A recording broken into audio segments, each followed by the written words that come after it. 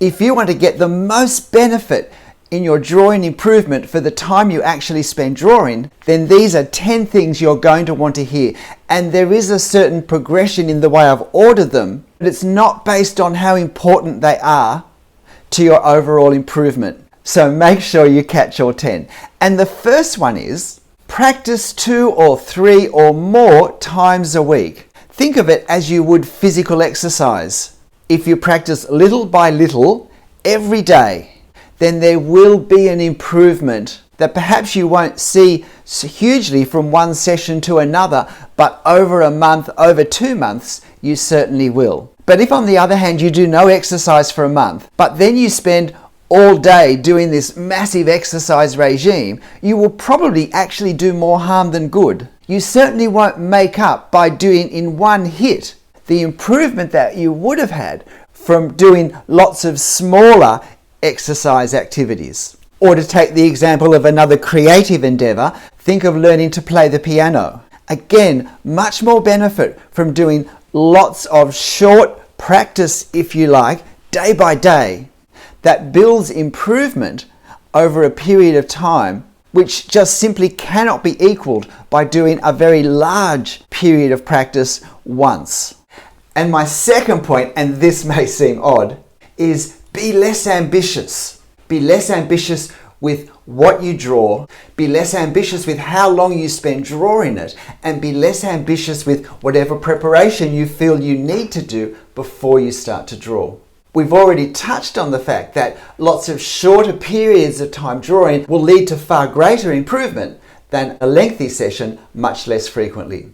But also, having ambitious subjects that we try and draw is also usually counterproductive if we actually don't match what we draw with our current ability level. And I've often used the example of we don't start to learn piano with a Beethoven concerto. We learn with very simple pieces that we learn to master. We learn to play them really well, and then we move on to technically more difficult elements that once we've learnt them will enable us to play more pieces well, which after we've mastered will enable us to play a greater range of pieces then better. But drawing simpler subjects, because matching what we try and draw to our ability level is a better way to learn, also has the advantage that it won't take us as long to draw them. And therefore it ties in with enabling us to draw more frequently, because I can actually draw a scene in a worthwhile way in just 10 or 15 minutes. And I need to not fuss so much about getting the right paper or the right pens, but just to actually put pen on paper. The more I streamline starting to draw, again, the easier it will be to draw frequently. And the same goes with finding subjects. It doesn't really matter what I draw to practice drawing. So I should just draw whatever references are to hand, but it's certainly a good investment to spend a bit of time, sometime when I'm not drawing, to collect a whole lot of suitable references, put them in a folder, and have them ready to take out one by one for my frequent and short drawing lessons. Because what I want is that when I want to start a drawing session, I can be sitting down and have pen on paper in 1 or 2 minutes. My third point is that every drawing we do, as soon as after we finished it as possible, we need to critique it. We need to look at it and say, what has worked out, what hasn't worked out? Because particularly if I'm on a self-taught journey of drawing, I need to be the teacher as well. I need to mark my work and I need to give comments to myself that can provide a focus for my next drawing. I want to make sure I repeat the things that have worked, and I want to make sure I avoid the things that haven't worked. And I do this with every drawing. In this drawing of the Arc du Carrousel in Paris,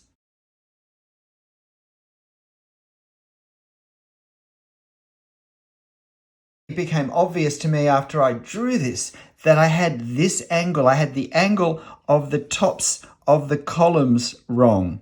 My angle wasn't steep enough. It was too shallow. And I realized this then when I was trying to align this line on top with this line beneath. The other thing I didn't get right is that I didn't foreshorten tightly enough. I've allowed too much of a gap between these two columns and these two columns and these two columns, which has had the effect of pushing my arch further to the right, making it look wider from this angle, which can mean instead of having a sense that we're looking at an arch which is basically this shape, that in fact we're looking at something that's more this shape, because this side looks as though it's swinging out to us. So it's very important to get foreshortening correct.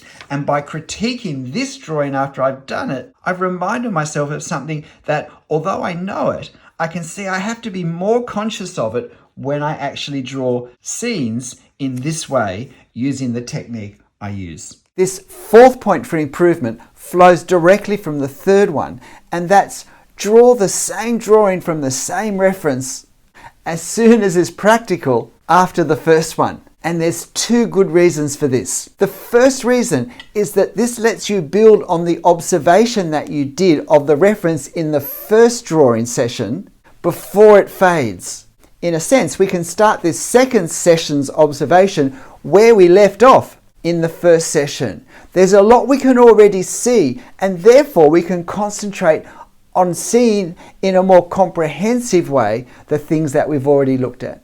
And secondly, because we've critiqued our drawing, we're aware of the weaknesses where we didn't get the angles right, the proportions right, the perspective right, where our drawing technique for our tree didn't really work, or for the things in the distance didn't really work. And therefore we can focus our energy on either drawing more accurately or experimenting with a new technique that might just work better. And then, of course, when we finish the drawing for the second time, we can go back to our third point, but we can not just critique our second drawing, but we can actually compare the two. Perhaps the hatching technique was more successful in one drawing than the other. And doing this focuses our attention to what we're doing, and therefore how we can do things differently or the same in order to improve. My fifth point is that when I draw with pencil, or particularly with pen, it's very easy, because we're drawing with line, to focus on edge, because obviously lines draw edges really well. They outline really well. But when I look at a scene, I need to think not in terms just of edges, but also in terms of form and of value, of tonal value, not just edge. Because I have to capture more than the outline if I'm to capture all the qualities in our scene. So when I see form, when I see not just height and width, but depth, when I see roundness, when I see smooth forms, and I see very jagged, very irregular forms, when I see forms that are in bright sunlight and forms that are in deep shadow, I need to work out ways to capture all these different effects using my line. Now, of course, I can add to my line other media, but at times it's really helpful to limit ourselves to line and to develop techniques where we can express a range of things besides outline using line.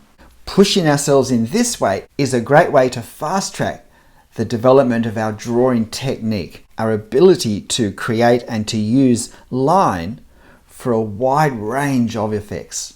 Our sixth way to really accelerate improvement is when we have a reference or a scene in front of us, is to always consider the depth of plane before we start to draw. And I like to consider three standard, if you like, depths of plane. There's foreground, which in this case would be these figures close to us, these cars here, this fence, this hedge, and probably these buildings here. Maybe even stretching to this corner and these buildings directly opposite. And then we have midground, sits behind that, which in this case are these buildings further along the street, stretching right back. And then we have foreground, or distance as I think of it. And in this scene, it would be the castle on top of the crag overlooking Edinburgh. And even though every scene will not necessarily have three readily identifiable depths of plane, I actually find in most cases it's a very useful framework to use. And then when I'm planning how I draw and I'm drawing, I consider these three sections quite separately in terms of what pen I use, what line work I use, and what tonal values I might either create with my lines or use with marker tone. And I find that by thinking in this way, it enables me to develop technique that actually captures the effect of depth, of moving from closer to further away to far distance, even though it's just a two-dimensional sheet of paper. So focusing on depth of plane, whatever we're drawing, whether it's a city scene or a vase of flowers, is a really helpful way to maximize our drawing improvement. And I have a number of videos on this if you're interested further. My 7th way to improve our drawings is to always identify these two things before we start to draw. The first of these is to identify eye level. Eye level is the place that's level with the eyes of the person looking at the scene or of where the camera was being held when the photo was taken, which isn't always obvious because sometimes photos have been cropped. So in looking at this scene, we can see that this perspective angle up here is sloping down from top left to bottom right. But down here, this perspective angle slopes up from bottom left to top right. So eye level is going to be between the two of them. This line is still sloping up. This line is still sloping up, not by much. And I would say this one slightly slopes down. I would say eye level is about here. And eye level is the same for the entire scene, for everything in the entire scene. For these buildings that are totally below eye level, their perspective lines only angle up in the one direction because they never go above to change direction. If we identify where eye level is, then when we draw these lines, we know that as we go below eye level, the angle has to keep increasing in a fan shape. And as we go above, the angles will always keep increasing as well. And that helps us draw accurate lines because we know that these lines are never parallel. They have to keep increasing. The other thing we want to identify before we start drawing is what direction the sunlight is coming from so that we can be consistent with all of our shadows. Shadows add an incredible amount of reality to a scene. It's important to identify where the sunlight's coming from so that we can be consistent across our whole drawing. This 8th way we can increase the improvement in our drawing is what I like to think of as an exercise in planning, in warming up, in practicing before we start. And it's to do a very brief something before we start the scene. So I'm going to show you my somethings for a number of drawings that I've done as part of the Easy Drawings for Beginners series. So for this drawing, this was my warm-up planning, and it let me just work out how I would do the profile of the frangipani tree. It let me practice the perspective angles, get a sense of the hatching, how I was going to do this planter. I start to get a feel for the three-dimensionality of this shape.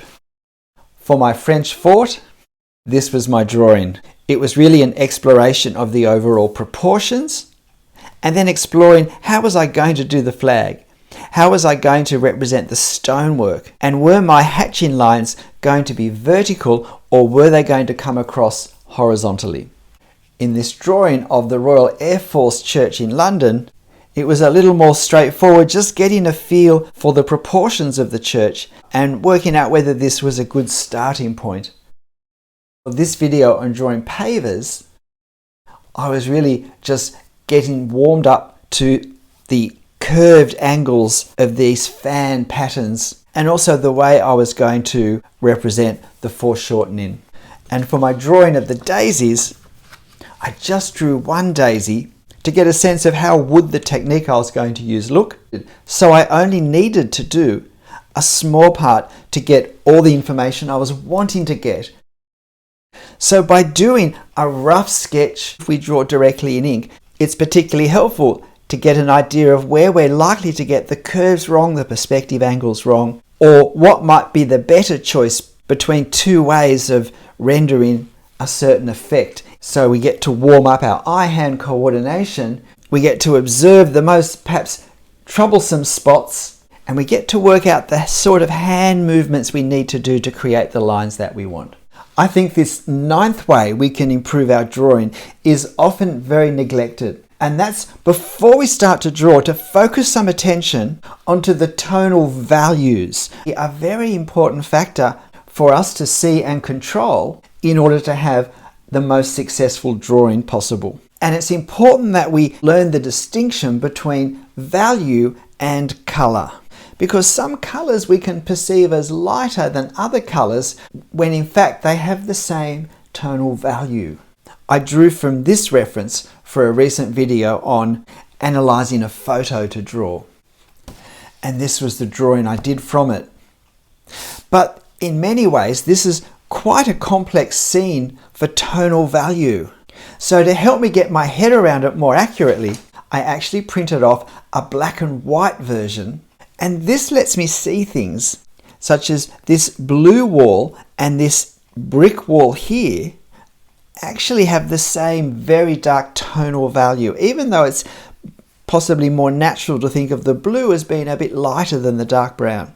It also lets me get a sense of just how dark these branches are in comparison to the sky. Now for this scene, I was using tone, but of course we can create a tonal effect by using hatching. And in this photo, which I recently used for a video on drawing the pavers of the streets of Paris, when I first finished the drawing, I felt that my figures didn't actually stand out enough. And so in between finishing the actual drawing part of the video and doing the outro, I applied more hatching to the pants of this figure, to the top of this figure, and to all of this figure. I in effect increased the tonal value of these three figures, and that made them darker and it made them stand out more. And if you go and look at this video, which is called something like, is this the most difficult subject to draw in urban sketching, you'll be able to see how it looked before I darkened the tonal values through extra hatching. And you can judge for yourself the degree to which it improved the overall effectiveness of the drawing. Because although this video was about drawing the pavers, they are still just what I like to call a support act, and the figures here clearly become the focal point of our attention. So pay attention to tonal value and how you can use it to improve the working of our drawing. This 10th point is that we need to stop thinking that in doing all these drawings we're producing artworks. We need to stop choosing the frame before we've even finished the drawing, because that sort of thinking is going to stop us from drawing in the best possible way to learn, to develop, to refine the skills that we will need to produce artworks to the best of our ability. We need to think of these artworks that we're doing day to day as exercises. We need to keep thinking of, I'm learning the piano.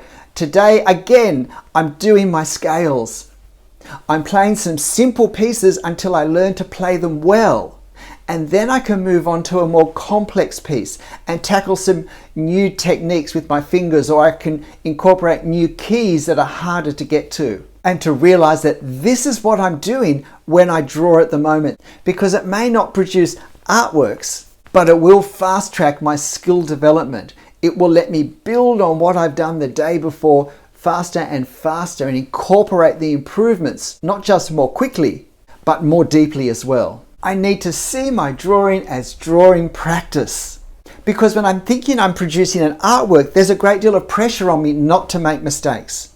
And that will always inhibit our ability to draw freely and loosely. It will stop me learning to take the risks I need to take in order to get the lines I'm going to want to have in my drawing, for fear of making a mistake. And I can almost guarantee that if you follow these principles for 12 months, particularly the frequency of drawing, whatever you can manage to draw in 15, 20 or 30 minutes 3 times a week, and throw all these into a pile when you're finished with them, when you've drawn them, when you've analysed them, when you've worked out what you can do better, when you've compared them with other ones that you've done of the same subject. But when you're done with them, throw them in a pile and let that pile just build up for 12 months. And in 12 months' time, if you pull out some of the bottom drawings and have a look at them, you'll probably be embarrassed at the thought that you'd even thought about framing them, because you will have improved so much in your drawing by that stage. Ironically, You'll be starting to produce the very artworks that you wanted to produce at the start through not worrying about producing artworks, but by getting on with the process of learning the way we need to get on with the process of learning in order to master any creative skill, whether it's playing soccer, playing the piano, or dance. I hope at least some of these have resonated with you to the extent that you want to give them a go. G'day, I'm Stephen Travers. I hope these 10 points in some measure will benefit your learning improvement in your drawing and speed up your journey to the place you're trying to get to, wherever that might be. But look, whatever you're drawing, however you're drawing it, make sure you have fun. I'll see you next time. Bye.